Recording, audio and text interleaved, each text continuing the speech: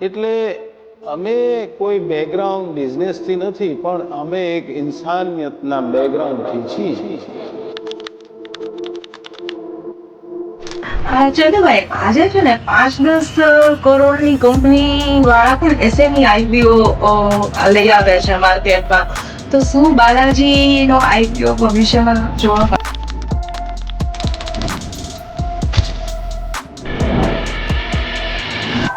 માનવતાને મોખરે કરનાર બાલાજી ઇન્ડસ્ટ્રી 5 રૂપિયાના પડીકાથી લઈને આજે 5000 કરોડના ટર્નઓવર સાથે દેશમાં ધૂમ મચાવી રહી છે.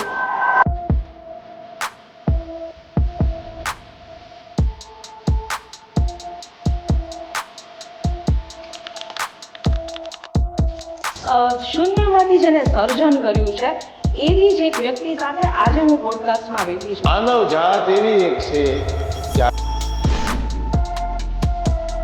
એક બટાકા વીણી અને રાજકોટમાં તમે વિષ્ણુકુમાર હેમરાજભાઈને આજે પૂછી શકો કે ત્યાં હું એક બટાકો વીણી અને એક બટાકાની પતરી પાડીને વોશ કરી અને ફ્રાઈંગ માણસ ન આવ્યો હોય તો જાતે બેસી અને એક આમ હાથેથી મસાલા છાંટી એ પણ પરચેસ પ્રોસેસ. આજનો એપિસોડ તમારા માટે એટલે ખાસ છે કારણ કે લેજેન્ડરી એપિસોડ આજે આપણે શૂટ કરવા જઈ રહ્યા છે. અમને 90 રૂપિયા પગાર આપતા હતા, અમારે કોઈથી ઘટ્યા નહોતા. લોન એટલી લેવી કે તમે રોડ ઉપર વયા જાઓ ને તો ખમી શકવા જોઈએ. અમે માનસિક અમે ગરીબ નહોતા ત્યારે. હલ્દીરામ સાથે જે બનાવ બન્યો અને તમે જે ઉમદા વ્યક્તિત્વ તરીકે ભારતમાં એક છાપ મૂકી, તો શું આ એક ઓપોર્ચ્યુનિટી નહોતી શાસન વધારવાનું, ધંધો વધારવાનો? એવું અમારા મેનેજમેન્ટે પણ કીધું. એનો ફોન આવ્યો, અત્યારે કાંઈ હતા સવારે કાંઈ બની ગયા. એટલે મેં કીધું આ લોકો અને મને ફોન આવ્યો છે એટલે મને કે આપણે મેદાન ખાલી થઈ ગયું.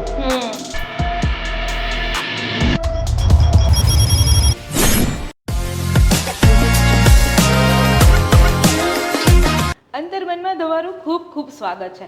2026નું વર્ષ દરેક માટે માસ્ટર બ્લાસ્ટર થઈ રહેશે એવું મારું માનવું છે. જો તમે પોઝિટિવ રહેશો તો think positive, be positive and we have a positive life.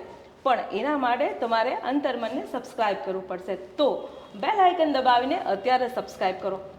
આજનો એપિસોડ તમારા માટે એટલે ખાસ છે કારણ કે લેજેન્ડરી એપિસોડ આજે આપણે શૂટ કરવા જઈ રહ્યા છીએ.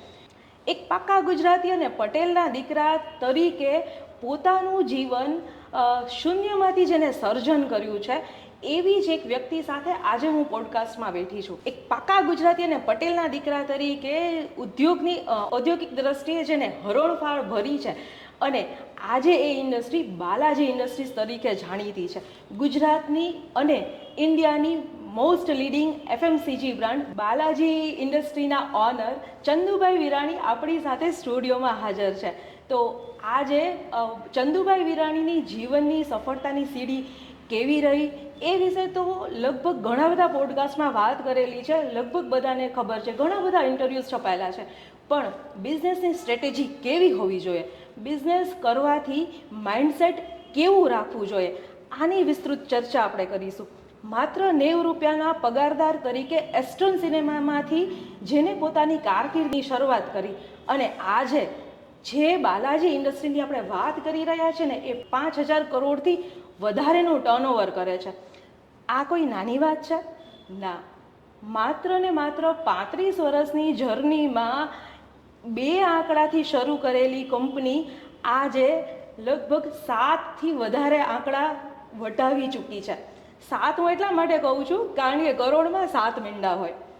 હવે આપણે વાત કરીએ કે માત્ર ઔદ્યોગિક વિકાસ જ નહીં પણ માનવીય વિકાસ પણ એનામાં માનવીય વિકાસ ક્ષેત્રે પણ એને એટલું જ કામ કરેલું છે. કરોડો લોકોને રોજગારી આપી છે. આ એક દેશભક્તિની વાત છે. તકલીફો અને સમસ્યાઓનો સામનો એને એક ખુમારીથી કર્યો અને એક નહીં પણ અનેક પેકેટમાં સ્વાદ પીરસીને એનો જવાબ આપ્યો. કહેવાય છે ને કે વેપારી આજીવન જ વેપારી હોય છે, પણ અહીંયા અપવાદ છે. વેપારી તો હોય જ છે પણ સાથે એક ઉમદા માનવી પણ હોય છે. ભારતની એક લીડિંગ બ્રાન્ડ હલ્દીરામને જ્યારે આફત આવી પડી ને ત્યારે ભારતની આ એક ઉમદા વ્યક્તિ એને ટેકો કરીને ઊભી રહી હતી. જો ધારત તો એ પોતાનું પ્રાધાન્ય અને શાસન આખા ભારતમાં જમાવી શકત, પણ માનવતાને મોખરે કરનાર બાલાજી ઇન્ડસ્ટ્રી 5 રૂપિયાના પડીકાથી લઈને આજે 5,000 કરોડના ટર્નઓવર સાથે દેશમાં ધૂમ મચાવી રહી છે. બાલાજીના પેકેટ્સ રંગબેરંગી આઈ કેચી કલરમાં તમને દરેક જગ્યાએ જોવા મળશે. તો તમે બાલાજી વેફર્સ, બાલાજી નમકીન અને બાલાજી સાથે ક્યાંક ને ક્યાંક તો સંકળાયેલા હશો જ. તો આજે એ બાલાજી પાછળ જે વ્યક્તિ કામ કરી રહી છે, જેનું મગજ આ પાછળ કે જેની વિચારસરણી આ પાછળ છે ને, એની સાથે આપણે વાત કરવાની છે. મિસ્ટર ચંદુભાઈ વિરાણી, બાલાજી ઇન્ડસ્ટ્રીઝના ઓનર. વેલકમ ચંદુભાઈ, કેમ છો? બસ મજામાં. પહેલાં તો કહું ને કે બહુ લકી માનું છું મારી જાતને કે આજે હું તમારી સાથે બેઠી છું અને એક સ્ક્રીન શેર કરવા મને મળી છે. લેજન્ડરી ભારતની લીડિંગ બ્રાન્ડમાં બાલાજીની વાત થાય છે. માત્ર ભારતમાં નહીં, હવે તો લગભગ ફોરેનમાં પણ બાલાજી મળે છે. હા, લોકોની ડિમાન્ડ આવતી ગઈ અને અમે એ ડિમાન્ડને પુરવાર કરતા ગયા. અમે જ્યારે શરૂ કરેલું 75માં એસ્ટ્રોન સિનેમામાં નોકરી કરતાં ત્યારે મને ખબર છે કે અમીર લોકો જ નમકીનને વેફર ખાતા. દરેક વ્યક્તિને સમજતા ગયા અને એક જે સમસ્યાના સમાધાન કરતા ગયા. એક્ઝામ્પલ કે મેં 7 વર્ષ 75 થી 82 સુધી એક પેકેટ વેચ્યું સિનેમામાં, એનો એક્સપિરિયન્સ કર્યો. એના પછી એક દુકાનદારને બાઇકથી લઈને રિક્ષા સુધી વેચી એક્સપિરિયન્સ કર્યો. ત્યાર પછી ત્યાં ડીલર બનાવ્યો અને ડીલર છે એ દુકાને દેવા જતો અને ડીલરને હું માલ દેવા જતો, તો એ સોલ ડિસ્ટ્રીબ્યુટરનો એક્સપિરિયન્સ કર્યો. એમ દરેક એક બટાકા વીણી અને રાજકોટમાં તમે વિષ્ણુકુમાર હેમરાજભાઈને આજે પૂછી શકો કે ત્યાં હું એક બટાકું વીણી અને એક બટાકાની પતરી પાડીને વોશ કરી અને ફ્રાઈંગ માણસ ન આવ્યો હોય તો જાતે બેસી અને એક આમ હાથેથી મસાલા છાંટી, એ પણ પરચેસ પ્રોસેસ અને સમયાંતરે સમયને સાથે બદલાવ કરતા ગયા, આગળ વધતા ગયા, લોન લેતા ગયા અને લોકોને જોડતા ગયા. એટલે અમે કોઈ બેકગ્રાઉન્ડ બિઝનેસથી નથી, પણ અમે એક ઇન્સાનિયતના બેકગ્રાઉન્ડથી છીએ. મારા દાદા એમ કહેતા કે બેટા ઇન્સાન બન, બીજાનું ભલું કર. એટલે મને એમ થતું કે દાદાની ઉંમર થઈ ગઈ છે, હું તો ઇન્સાન તો છું, બીજાનું ભલું કરું તો મારું કેમ થાય. પણ આજે ખબર એમ પડી કે બીજાનું ભલું કરીએ તો એ આપણા પર વિશ્વાસ કરે. વિશ્વાસ, ટ્રસ્ટ એટલે એક બ્રાન્ડ બને, પણ બ્રાન્ડ એક વ્યક્તિથી ના બને, એમાં ટીમ વર્ક હોવું જોઈએ. ટીમ વર્કમાં પહેલાં ફેમિલીનું ટીમ વર્ક હોવું જોઈએ. એ બધાથી મુશ્કેલ છે, કારણ કે ફેમિલીની અંદર મહાભારતે થયું છે અને ફેમિલીની અંદર રામાયણે થઈ છે. હું અને મારું કરો તો મરી જવાય છે. હું એટલે રાવણ. રાવણનું રાજ ના ચાલે. રાવણ કરતાં રામ એટલા બધા શક્તિશાળી નહોતા, છતાં પણ રામનું રાજ ચાલ્યું, કારણ કે રામમાં રામાયણ થાય છે. એટલે એ વિશ્વાસ ફેમિલીને મળ્યો, એના બેજ ઉપર માનવ માત્રને જોડ્યા, મેં ધર્મ માત્રને જોડ્યા. માનવને કર્મ કરતા રહ્યો અને કરાવતા રહ્યો, એ માનવ મોટામાં મોટો ધર્મ છે. બાકી બધા આપણા ઘરના ધર્મ અલગ અલગ હોય છે, એ તમે ઘરે રાખો. સૌથી મોટો ધર્મ માનવ ધર્મ. સૌથી મોટો ધર્મ માનવ ધર્મ છે. એ ધ્યાનમાં રાખી માનવ જાતને મેં જોડ્યો અને એને વિશ્વાસ અપાયો. એક નાનામાં નાનો વર્કર છે, એક નાનામાં નાનો સપ્લાયર છે, ડીલર હોય કે કોઈ પણ વ્યક્તિ આપણી સાથે જોડાયેલો હોય કે કિસાન હોય, કારણ કે 80% અમારે કિસાનો સાથે જ 80% રો મટીરિયલ કિસાન કૃષિ રિલેટેડ જ છે. અને કૃષિ અમારા બાપ દાદાનો ધંધો મેં પણ કરેલો, પણ એમ કહેતા કિસાનોને સમસ્યા અલગ અનેક હોય છે. એ લોકો વેચવા જાય છે ત્યારે એ ભાવ બીજા નક્કી કરે છે. એટલે આવા બધા અમે ચોપડીના નહીં પણ ખોપડીના અમે નિયમો ઉતાર્યા. ખોપડી એટલે અમારા પૂર્વજો, અમારા સંસ્કાર. એમ કહેતા બીજા નક્કી કરે ભાવ. એટલે અમારા પરચેસરને અમે એવું કહીએ કે તું એના ભાવ નક્કી ના કરી શક, તું એને પૈસા ક્યારે દેવાય નક્કી ના કરી શક, તારે ખરીદવું કે નહીં એ તું નક્કી કરી શક. બાકી તો તારે એનું સાંભળવું પડે. એટલે અમે કિસાનો સુધી સાંભળવા ગયા અને સમજ્યા. એ ઘણીવાર અમને કહેતા કે સ્મોલ પોટેટો નથી લેતા, એ ફેંકી દેવા પડે છે, પછી 50 પૈસા મળે છે. એનો પણ અમે વર્ષો પહેલાં એક પહેલો આણંદમાં નાના ફેંકી દેવાના બટાકાનો પ્લાન્ટ નાખ્યો અને 60% એક્સપોર્ટ થઈ જાય છે. એક પ્લાન્ટ આણંદમાં નાખ્યો, થોડા વર્ષો પછી એક લુધિયાણામાં પંજાબમાં નાખ્યો, 2 મધ્યપ્રદેશમાં નાખ્યા, એક અહીંયા ડીસામાં નાખ્યો. તો ઓલ ઇન્ડિયામાં 5 પ્લાન્ટ અમે આ કિસાનોની સમસ્યા હતી એને હલ કરી દીધું. એના જે 50 પૈસા મળતા હતા એ પાછલા વર્ષમાં 10 થી 15 રૂપિયાનો રેટ મળ્યો.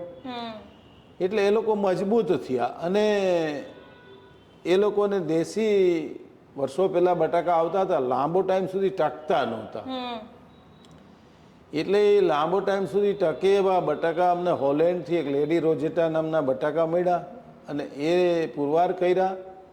અને એ લોકોને સારી ટેકનોલોજીના કોલ્ડ સ્ટોરેજની આપણે સિસ્ટમ બતાવી. હોલેન્ડથી જે અમે એક સ્ટોર બનાવ્યો ને એને આધારે એ લોકોએ પોતે એની રીતે બનાવી દીધા. એવા કિસાનો મજબૂત થયા.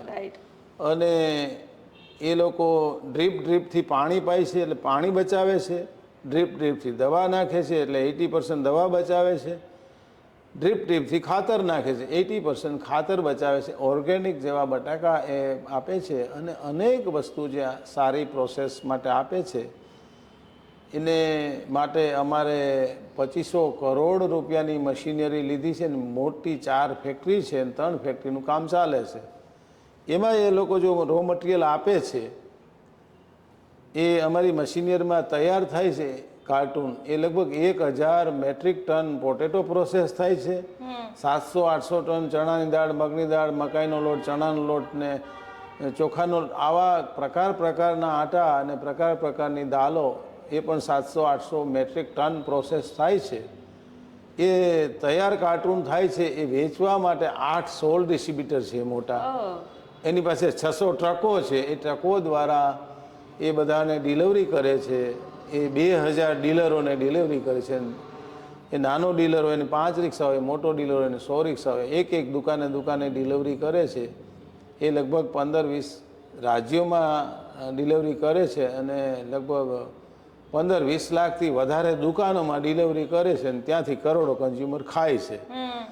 અમે નથી કોઈને ટાર્ગેટ આપતા, નથી કોઈની સામે કોમ્પિટિશન કરતા.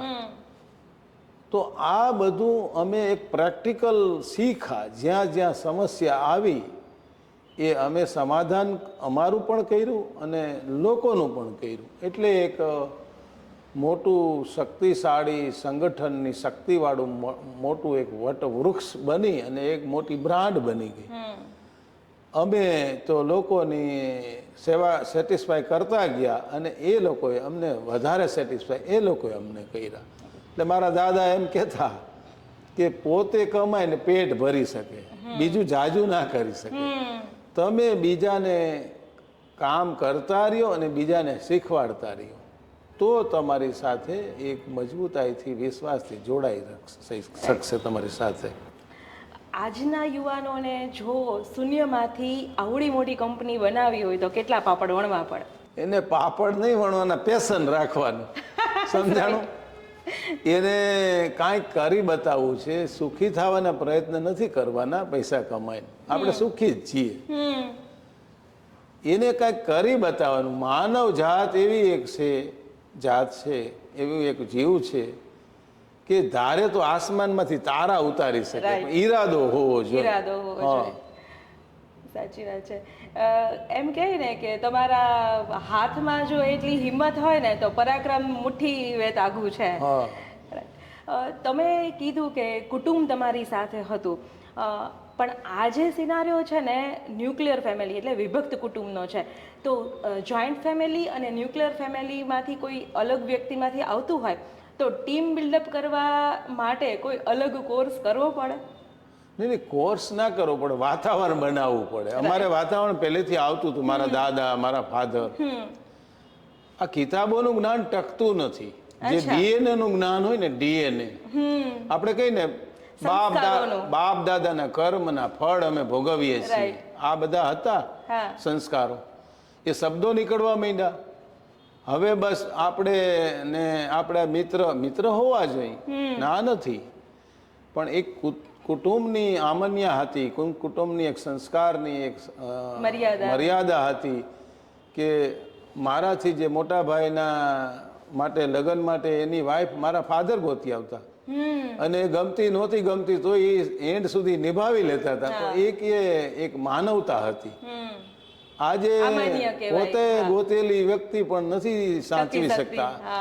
એક નાની વાત હોય માઇન્ડલી કે એને મારું માઇન્ડ તોડી નાખ્યું.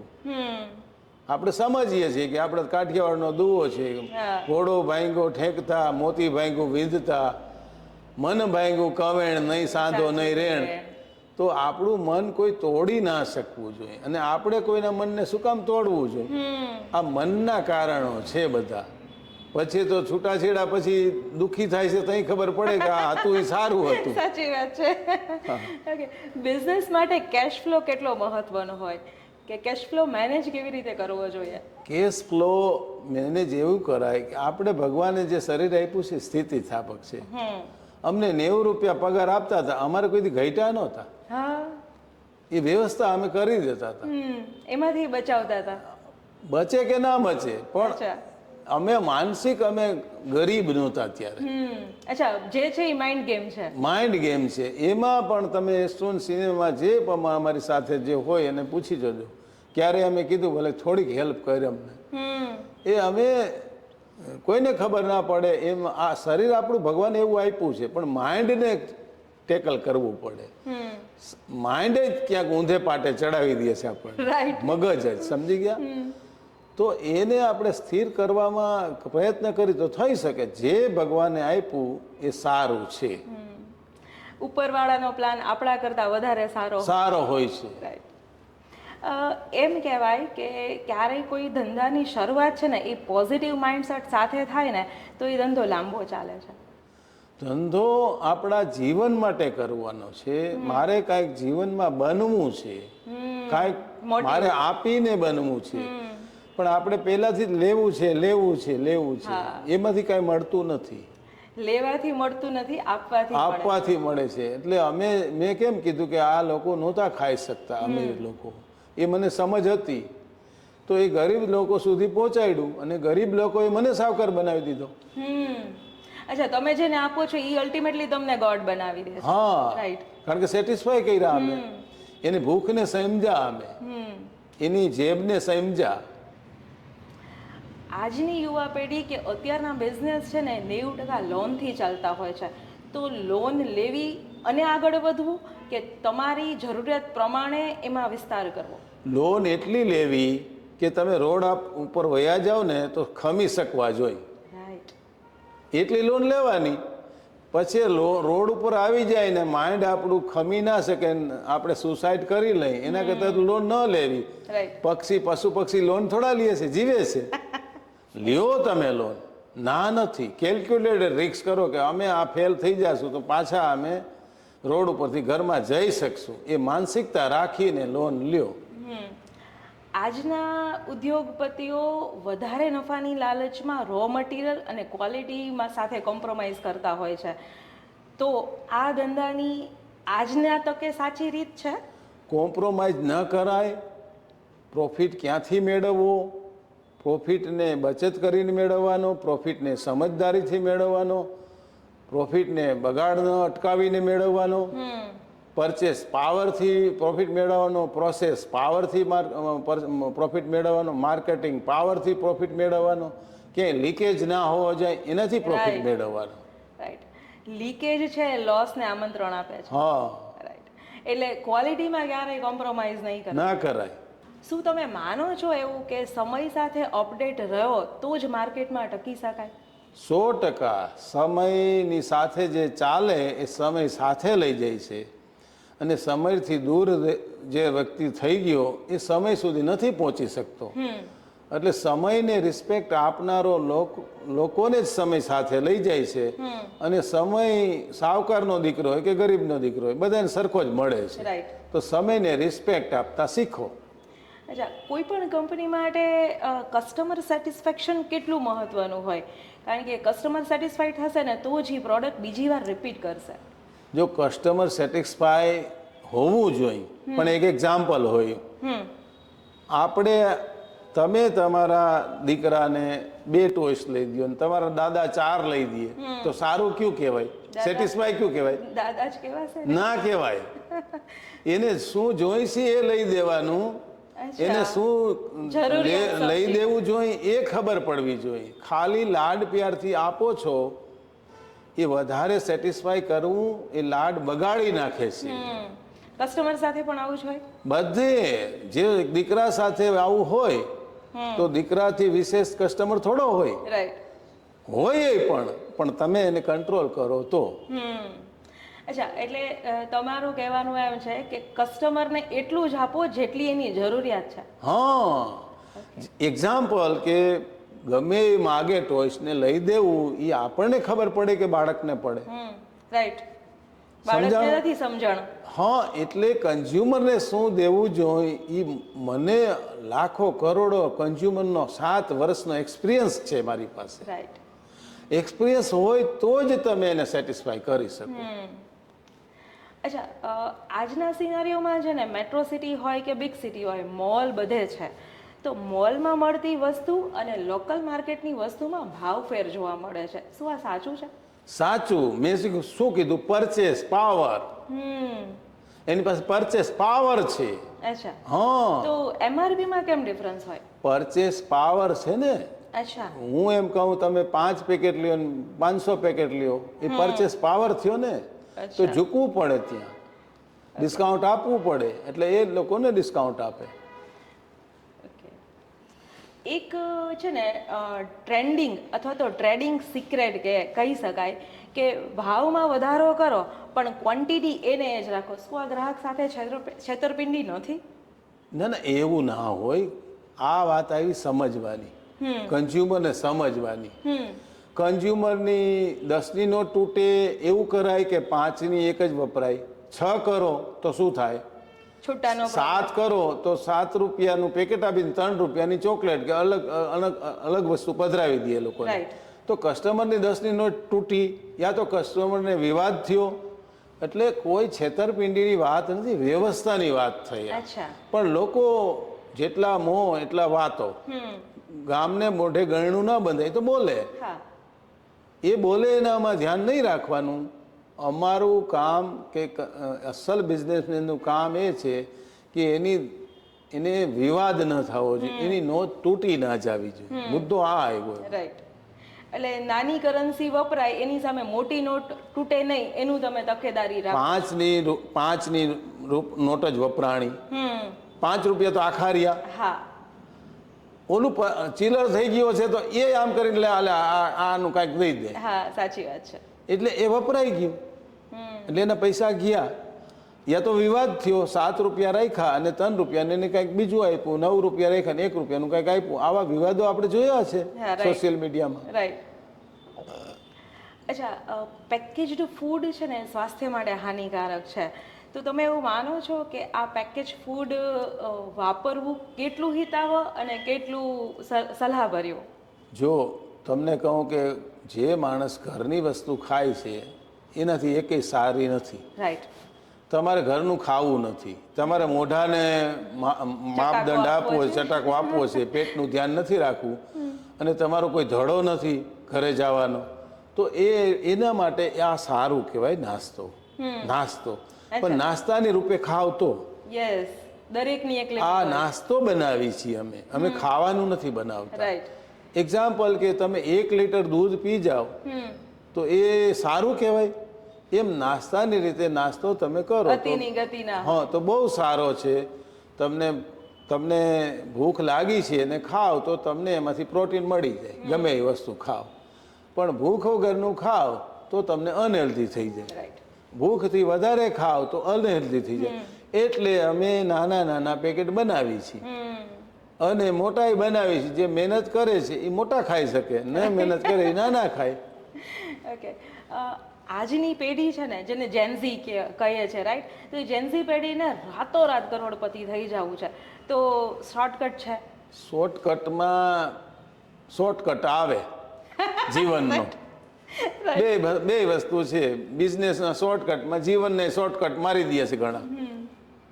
એટલે મહેનત એ જ એક રસ્તો છે, શોર્ટકટ કોઈ નથી. શોર્ટકટ ક્યાંય ન ચાલે. એટલે તો આપણે કાચબો અને સસલાની વાર્તા આવતી હતી, ધીમે ચાલો, મજબૂતાઈથી ચાલો, જલ્દી નથી. સ્લો એન્ડ સ્ટેડી વિથ અમે કોઈ દિવસ અમારા બિઝનેસમાં કોઈને જલ્દી કરાવી નથી, કોઈને ટાર્ગેટ આપ્યા નથી. કેનાથી પાછળ છીએ? કોઈથી રહી. જલ્દી નથી કરવાનું, પણ મોડું ના કરો. Okay, right. અચ્છા, તમારા મુજબ ધંધામાં આગળ વધવા માટે મુખ્ય એક વાત હોય તો એ શું? મુખ્ય એ વાત છે કે તમે પેશનથી સમજો બિઝનેસને. બિઝનેસ કરો છો તો એની વિઝનથી દેખો. તમે અત્યારે ખાઈ લેવું છે એવું નહીં, આવતા વર્ષોમાં આપણને લાંબા ગાળા સુધી બ્રાન્ડેડ બિઝનેસ કરો તો તમને પેઢીને પેઢી ચાલ્યા રાખે. અને તમે ખાલી જોબ વર્કનો બિઝનેસ કરો તો પૈસા મળે. તો સમજદારીથી બિઝનેસ જે કરવો હોય એ કરતાં પહેલાં તમે બહુ રિસર્ચ કરો અને તમને જે રસ પડતો હોય એમાં તમે આગળ વધો.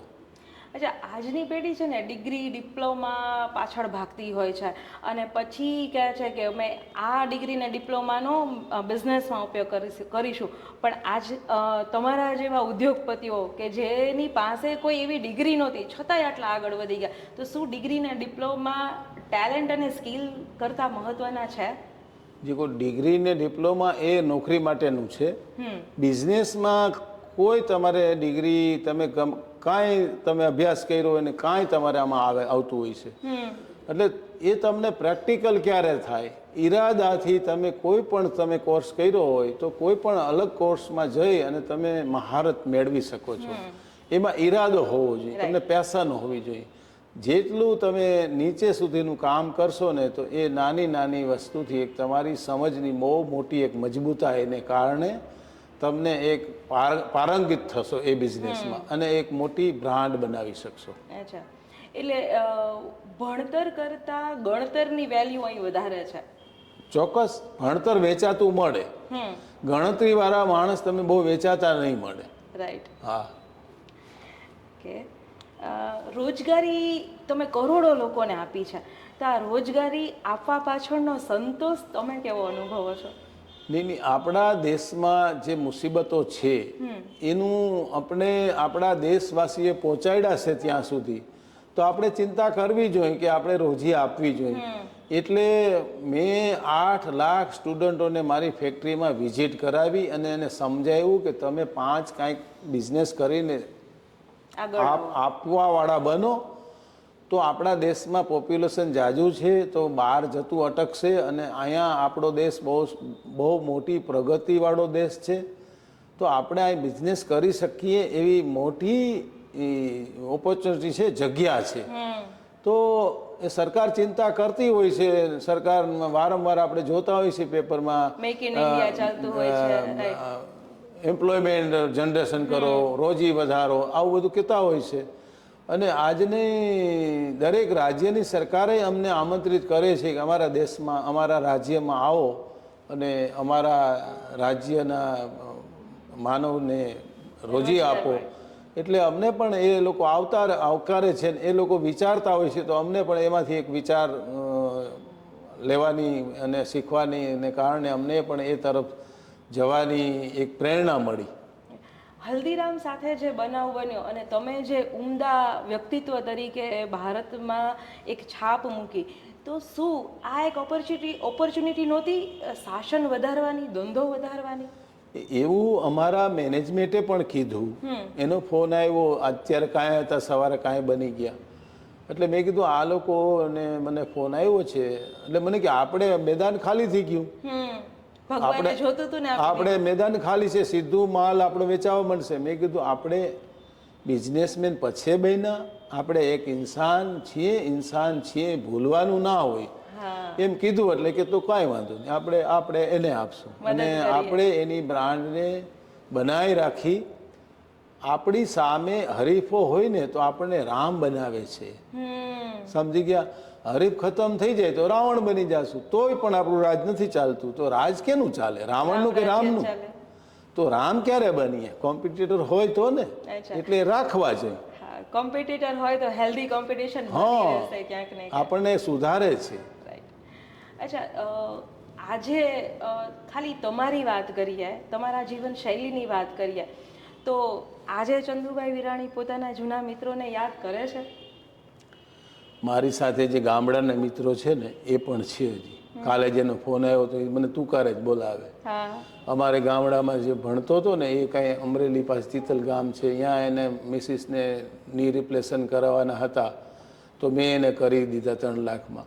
ત્યાર પછી આ જે પંકજભાઈ પતિરા છે એ અમારા 75ના મિત્ર છે, એને કારણે તમે મળ્યા. અને આની સાથે એક વિજયભાઈ શાહ છે, આ અમારા જૂના મિત્રો છે. અમારે કોઈ એ ક્યાં છે ને હું ક્યાં છું એ હિસાબ કોઈ આવતો જ નથી એમાં. આજે અમારી સાથે તું કઈ બોલાવી શકે? હા, કારણ કે જે જૂના મિત્રોની સાથે જે વાત કરવામાં આપણને જે ક્લબ કલ્ચરથી ને ઊંચું કલ્ચર મળે છે, આનંદનું એ કલ્ચર આપણે છે ને, આપણે રાજકોટમાં ક્લબ કલ્ચર તો છે નહીં, આ જ ક્લબ કલ્ચર. જે જૂના મિત્રોને સાથે ખાલી 2 વાત વાગોળો ને તો તમારા અનેક ગણા ટેન્શન છે ને એ ભાગી જાય છે. રાઈટ. મિત્રોની વાત જ જુદી હોય. પણ આજે એક તમારો પર્સનલ ક્વેશ્ચન પૂછું કે શરૂઆતથી કે જ્યારે તમે શૂન્યમાંથી શૂન્ય હતા અને આજે ઘણા બધા શૂન્ય એક આંકડાની પાછળ લાગી ગયા છે, તો આ જર્નીમાં એક એવી વ્યક્તિ જે તમારી સાથે કન્ટિન્યુ રહી છે? અમે લોકોની નજરમાં શૂન્ય હતા. અમે શૂન્ય હતા જ નહીં. અમે નહોતા ગરીબ, નહોતા અમીર. અને અમે દરેક નાના વ્યક્તિ પાસેથી ગુરુ જ્ઞાન લીધું છે. અમે દરેક ધર્મમાંથી ગુરુ જ્ઞાન લીધું છે. એક એવું જૈન ધર્મનું સ્થાન ના હોય કે હું ત્યાં ના ગયો. એટલે બધા ધર્મમાંથી લીધું, બધી વ્યક્તિમાંથી લીધું. એક ખરાબમાં ખરાબ વ્યક્તિ હોય એની પાસે 5 ગુણ સારા હોય છે. ખરાબમાં ખરાબ માણસ, હારામાં હારો માણસ હોય એની પાસે 5 ગુણ ખરાબે હોય છે. આપણે શું પચાવવું છે ને શું લેવું છે એના ઉપર આધાર હોય છે. બાકી તમને ડગલે ને પગલે ગુરુ તો મળતા જ હોય છે, એ કેરમાંથી કેટલું લેવું. અને આઈડલ તો અમારા જે સંસ્કાર જે બાપ દાદામાંથી વધારે આવેલા છે અને બાકી દરેક ધર્મમાંથી અમે લીધા. ચંદુભાઈને ભાવતું ભોજન કયું, દેશી કે વિદેશી? હું તમને એમ કહું ને કે મારે બધું ભોજન ચાલે, પણ સાત્વિક હોવું જોઈએ, બહુ મસાલેદાર નહીં. એક્ઝામ્પલ કે હું કોઈ પણ સૂપ પીવું ને, દરરોજ સૂપ પીવું છું, એમાં નમક નથી નાખતો. હા, એટલે દરેક દેશનું ભોજન સારું જ હોય છે, પણ તમે મોઢાને ફાવે એ અઠવાડિયામાં 1 કે 2 વાર ખાઓ. 5 દિવસ તમે પેટને ફાવે એ ખાશો. અને સત્ય તો એ છે કે નમક નાખો છો એટલે જે ઓરિજિનલ ટેસ્ટ વયો જાય છે. તમે કારેલાના શાકમાં નમક અને ખાંડ અને લીંબુ અને કાજુ અને મસાલા મિક્સ કરી દો તો કારેલાના શાકનું સત્યાનાશ થઈ જાય છે, એવું હું માનું છું. તો વસ્તુ ટેસ્ટની પરિભાષા બદલી નાખી લોકોએ. ટેસ્ટ એટલે ઓરિજિનલ. આપણે પેલા જન્મમાં આપણે માનવની જે શરૂઆત થઈ વાનરમાંથી, ત્યારે એ ક્યાં સ્વાદવાળું ખાતા હતા? ઓરિજિનલ સ્વાદવાળું ખાતા હતા. આ તો આ વધારાના સ્વાદથી સત્યાનાશ થાય, પણ 2 વાર ખાવું જોઈએ અઠવાડિયામાં. કારણ કે આપણો એ ટ્રેડ છે એટલે એ મારા શરીરના પેટને ટેવ પાડવી હોય એટલે હું 2 દિવસ અનાજ સનાજ ગમે એ ખાઈ શકું. એટલે 2 દિવસ ચીટ ડે હોય. હા. ઓકે, જો તમને મોકો મળે તો પેલી જગ્યા કઈ ચૂઝ કરો ફરવા જવા માટે? હું નેચરલ જગ્યા હોય ને એ જાઉં. આપણે જાપાનમાં આપણે જે આમ ઝાડ પાન ને જે બધું હોય નદીઓ એ નેચરને વધારે માને છે. હું નેચરને માનું વધારે, સમજી ગયા? કુદરતના ખોળે કુદરતને. આજે તમે મારે ત્યાં આવો, મારી પાસે ચકલીઓ કેટલી બધી છૂટી ખાતી હશે, બાજુમાં ફાર્મ છે અહીંયા, અને ચકલીઓને 200-300 માળા હશે. મારી પાસે 150-250 ગાયો છે. અચ્છા. અમારે અહીંયા તમારે જે બિલાડા આટા મારતા હોય તો એને અમે પણ બંધનવાળા નહીં, મારી પાસે પાલતું હા. કોઈ બંધન નહીં કરવાનું. એવી દરેક વ્યક્તિ, અમારે અહીંયા સાપ નીકળે તો અમારી પાસે પકડી, મારો નાનો ભાઈ પકડી લે, હું પકડી લઉં. પકડી એટલે એને પકડવાની પ્રેક્ટિસ. પકડીને આમ હાથમાં નહીં, હાથ અડાડ્યા વગર કેમ પકડવાનું, આપણે એને હાથે નહીં અડાડવાનો ને પકડવાનું. અચ્છા. એવી ટ્રીકો. એટલે એ નેચર છે બધી વસ્તુની. આપણને જીવન, માનવ જાતને જીવાડનારા દરેક જીવ છે, એના થકી આપણે જીવીએ છીએ, એ માનીને અમે ચાલીએ છીએ. તમારી લાઈફમાં કંઈ એવો પ્રસંગ છે કે વસવસો રહી ગયો કે જો આ કરી લીધું હોત ને તો સારું હોત? એવો વસવસો રાખતા જ નથી અમે કોઈ દિવસ. Complete positivity. Complete positivity. એવું કાંઈ આમ થઈ ગયું ને તેમ થઈ ગયું, મગજમાં કંઈ અમારે બેસતું જ નથી. હાજરમાં અમે જીવવા વાળા, સમજી ગયા? રાઈટ. હા. અચ્છા, લાઈફનું કોઈ ડાર્ક સિક્રેટ? સિક્રેટ તો ઘણાય હોય. એ સિક્રેટ એટલે સિક્રેટ, એમાં તો કાંઈ હોય નહીં બીજું. એટલે કંઈક ડાર્ક સિક્રેટ છે. ચલો આપણે, અમે તમને એવું નથી કરતા. સિક્રેટ એટલે આમ જનતાને ના ખબર હોય, મિત્રોને ખબર હોય. અચ્છા, પુત્ર, ભાઈ, પિતા અને પતિ, પછી દાદા, બૈના, તો આ બધા રોલ કેવી રીતે નિભાવો છો? તમે મારી ઘરે આવી અને મારા સનનો 2 વર્ષ 1.5 વર્ષનું બાળક છે, એને મૂકવાનો, એની મમ્મી પાસે રાખવાની, એને પપ્પાને ત્રણેયને લાઈનમાં રાખવાના, દાદીને રાખવાના. એ કેની પાસે જાય એ તમે વિડીયો ઉતારી શકો. અચ્છા. હા. એટલે છોકરાઓ તમારા લાડકા છે ઘરમાં. અને કોરોના કાળમાં જો હું આ છોકરાઓ આરે કેવી રીતે રમતો હતો એ બતાવી દઉં તમને. એટલે જે વસ્તુમાં તમે હોય ને એ જીવતા શીખો.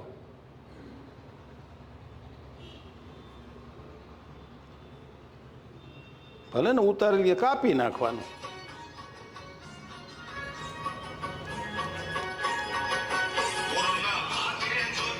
આ કોરોના કાળમાં જો જલસા કરી, નાઇટ ડ્રેસ પહેર્યો, ક્યાંય જવાનું જ નહોતું.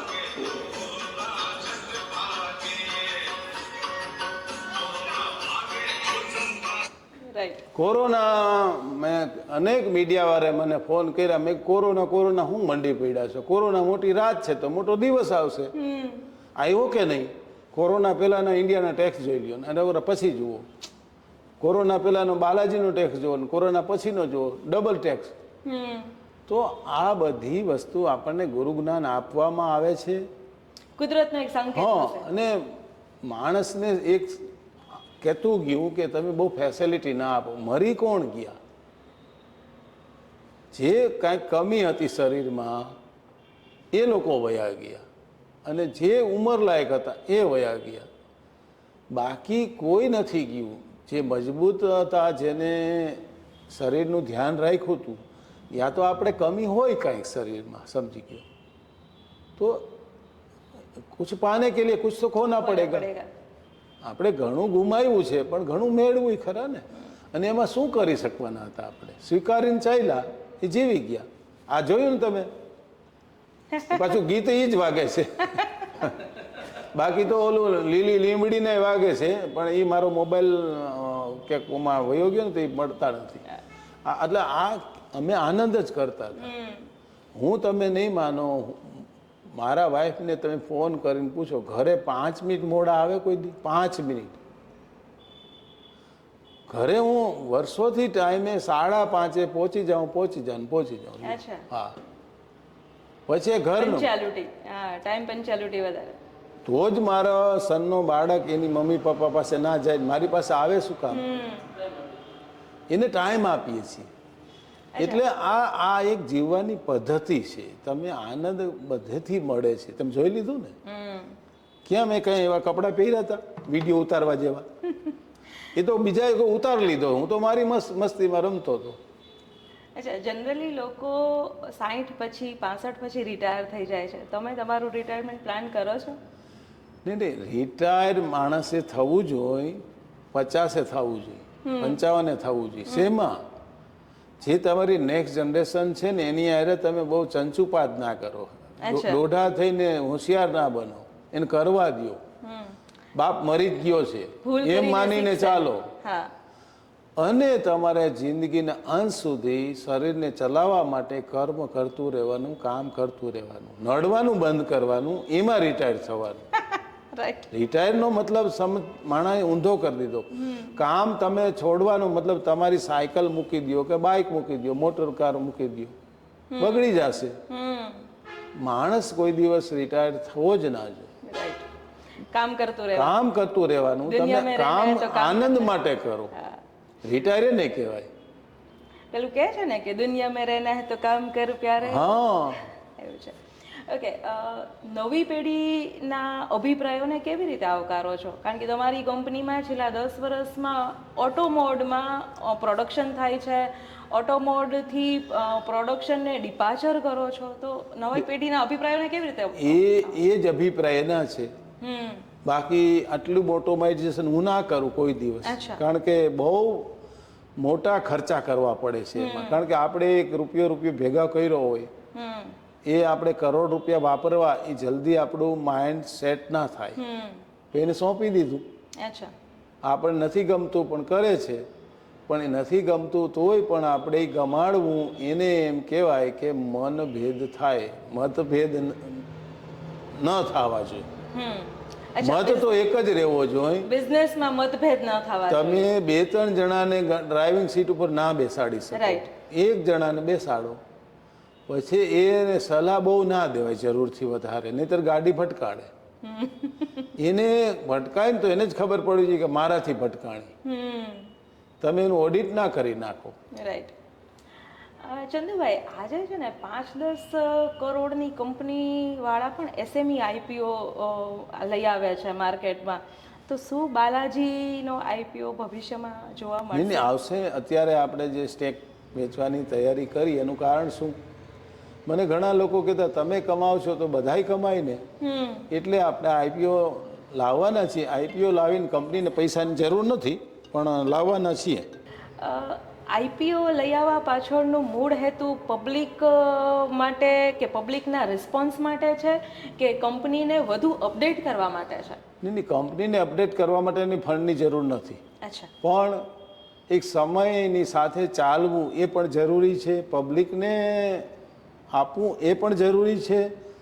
અને પબ્લિકને આપીએ એટલે કંપની બદલાવ આવે, પ્રોફેશનલ બને, અને એક પ્રેક્ટિકલ કંપની, એક પેઢીવાળી કંપનીઓ અત્યાર સુધી મેં જોયું છે કે 3જી-4થી પેઢીએ ચાલતી નથી. અને પછીનો મારો સવાલ જ એ હતો. એ નથી ચાલતી. તો એ કંપની સાલો સાલ ચાલતી રહીએ એવી અમારી નવી જનરેશનના વિચારો સાથે એ તરફ જઈ રહી છે. બાકી મને તો એમ થતું કે આ કંપનીને કાંઈ કરવાની જરૂર નથી, ચાલતી એમ ચાલવા દો. પણ બધાના વિચારો અલગ હોય, આખરી મત એક જગ્યાએ જાય એવા પ્રયત્નો હોય અમારા. વેફર્સથી ચાલુ કરેલું આજે લોટ્સ ઓફ ફરસાણ વેચાય છે, તો આના માટે માર્કેટિંગ સ્ટ્રેટેજી અને માર્કેટમાંથી કેવી રીતે સર્વે લ્યો છો? માર્કેટિંગ સ્ટ્રેટેજી એટલે કન્ઝ્યુમરની સમજ હોવી જોઈએ. અમારી પાસે 8 લાખ સ્ટુડન્ટો આવ્યા, અમારી પાસે બહોળા એક્સપિરિયન્સવાળા છે, અમારી પાસે વર્લ્ડના મશીનરી બનાવવાવાળા છે. એટલે લાખો કરોડોના વિચારથી એક નવા રસ્તા મળતા હોય છે. એ વિચારને આપણા સુધી પહોંચે એવા પુલ રાખવા જોઈએ, એવા વિચારો રાખવા જોઈએ. એને કારણે અમને આખા વર્લ્ડમાંથી વિચારો મળે છે. એક્ઝામ્પલ કે વર્લ્ડની કોઈ ફૂડ મશીનરી બનાવતા હોય, બાલાજીને ઓળખતા ન એવું ના હોય, એ આ સામેથી અમને મળે. અમારા એક્ઝિબિશન થતા હોય એમાં આ બધી વાર્તા થતી હોય, આપણે થતું હોય, એમાંથી એક નવા વિચારોના કૂપળ ફૂટતા હોય છે ને એમાંથી એક પ્રોડક્ટ બનતી હોય છે. નવા એન્ટરપ્રેન્યોરને ઉદ્યોગ સાહસિકોને, કારણ કે આજે છે ને ભારત સરકાર પણ નવા ઉદ્યોગોને વધારે પ્રાધાન્ય આપે છે, તો એવી શું સલાહ આપશો કે તમે જેમ કીધું એમ કે નવા સાહસ ટૂંકા ગાળામાં બંધ ના થઈ જાય? એને બંધ થઈ જાય એનું કારણ કે એ લોકો ઉતાવળથી કરતા હોય, પૂરી સમજદારી ન હોય. આમાં અનેક સમજદારી મેળવવી પડે. અમારા જેવાના જરૂર પડે તો અમારા જેવાના એક્સપિરિયન્સ લેવા જોઈએ. આખરી નિર્ણય લેતા શીખો. એક્સપિરિયન્સ બધા પાસેથી કરો. આખરી નિર્ણય લેતા શીખો. એવી પેશનથી તમને નિર્ણય લેવાની એક એક્સપિરિયન્સની ટેવ પડશે અને તમને શક્તિ મળશે. અચ્છા, એટલે તમે જેમ કીધું કે બધાની સલાહ લ્યો, પણ આખરે તમારા ધંધાની રૂચથી વાત આગળ રાખો, એવું છે? એને પોતાના નિર્ણયની શક્તિ હોવી જોઈએ. અચ્છા. હા, કોઈ કહે છે એમાંથી એને તારવી ને સાચા નિર્ણય ઉપર જવાની પોતાની શક્તિ કેળવવી જોઈએ. એ શક્તિ કેવી રીતે કેળવાય? એક્સપિરિયન્સથી, રાઈટ, પેશનથી. તો એ તો શીખો તમે, એને થોડો રસ દાખવો. પેશનેટ. તમે તમારા ધંધા માટે જો પેશનેટ હોય ને તો આ સલાહ તમારા માટે છે. શું તમને એવું લાગે છે કે તમે તમારી કંપનીને લેગેસી રૂપે તમારા સંતાનો સુધી પહોંચાડશો? તો આ એપિસોડ તમારા માટે છે. આજે બાલાજી ઇન્ડસ્ટ્રી દરેક નવા સાહસ માટે એક ઉદાહરણરૂપ છે, એક આઈડિયોલોજી સ્વરૂપે છે. તમને એવું લાગે છે કે તમારી કંપની પણ 35 વર્ષ પછી બ્રાન્ડ લીડર હોય? FMCGમાં જેમ બાલાજીનું નામ છે એમ તમારી કંપની પણ એના ક્ષેત્રમાં એવડું જ નામ ધરાવે? તો પેશનેટ રહ્યો, ઇન્ટરેસ્ટથી કામ કરો અને કસ્ટમર સેટિસ્ફેક્શન એ મહત્ત્વની વાત છે, એવું ચંદુભાઈ વિરાણીનું કહેવું છે. આજનો એપિસોડ કેવો લાગ્યો એ મને જરૂર કહેજો. અને ચંદુભાઈ વિરાણી અને ચંદુભાઈ વિરાણી દ્વારા બાલાજીનો IPO આવે ત્યારે આપણે બધા રાજકોટિયન તરીકે અને ગુજરાતી તરીકે ટેકો આપવા સદંતર ઊભા રહીશું. Thank you so much.